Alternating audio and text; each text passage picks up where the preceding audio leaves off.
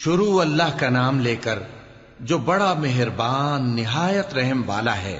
اے پیغمبر صلی اللہ علیہ وآلہ وسلم،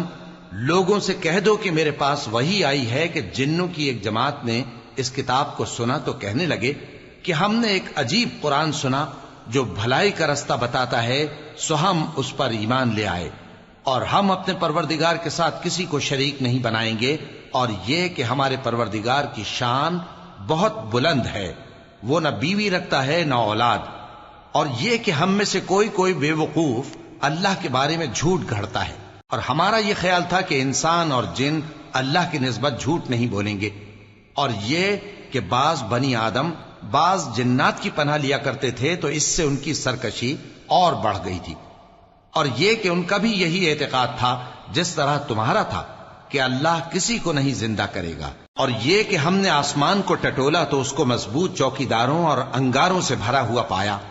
اور یہ کہ پہلے ہم وہاں بہت سے مقامات پر فرشتوں کی باتیں سننے کے لیے بیٹھا کرتے تھے، اب کوئی سننا چاہے تو اپنے لیے انگارہ تیار پاتا ہے، اور یہ کہ ہمیں معلوم نہیں کہ اس سے اہل زمین کے ساتھ برائی مقصود ہے یا ان کے پروردگار نے ان کی بھلائی کا ارادہ فرمایا ہے، اور یہ کہ ہم میں بعض نیک ہیں اور بعض دوسری طرح کے، ہمارے کئی طرح کے مذہب ہیں، اور یہ کہ ہم نے سمجھ لیا ہے کہ ہم زمین میں خواہ کہیں ہوں اللہ کو ہرا نہیں سکتے اور نہ بھاگ کر اس کو تھکا سکتے ہیں، اور جب ہم نے ہدایت کی کتاب سنی اس پر ایمان لے آئے، سو جو شخص اپنے پروردگار پر ایمان لاتا ہے تو اس کو نہ نقصان کا خوف ہے نہ کسی طرح کے ظلم کا، اور یہ کہ ہم میں بعض فرما بردار ہیں اور بعض نافرمان ہیں، تو جو فرما بردار ہوئے وہ سیدھے رستے پر چلے، اور جو نافرمان ہوئے وہ دوزخ کا ایندھن بنے۔ اور اے پیغمبر صلی اللہ علیہ وآلہ وسلم، یہ بھی ان سے کہہ دو کہ اگر یہ لوگ سیدھے رستے پر رہتے تو ہم ان کے پینے کو بہت سا پانی دیتے تاکہ اس سے ان کی آزمائش کریں،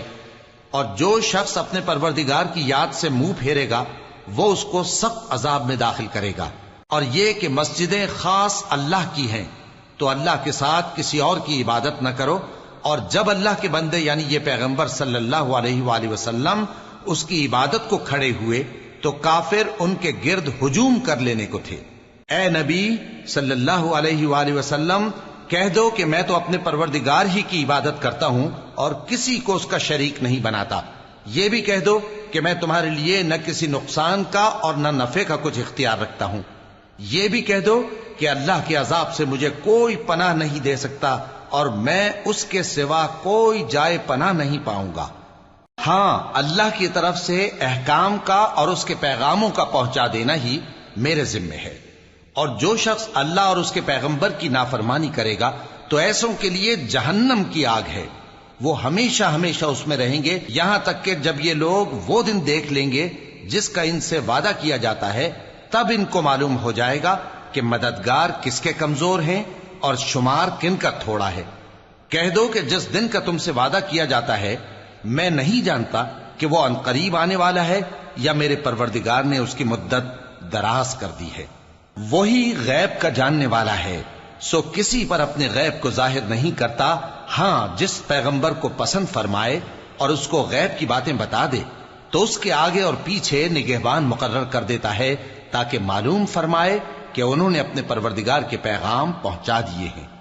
اور یوں تو اس نے ان کی سب چیزوں کا ہر طرف سے احاطہ کر رکھا ہے اور ایک ایک چیز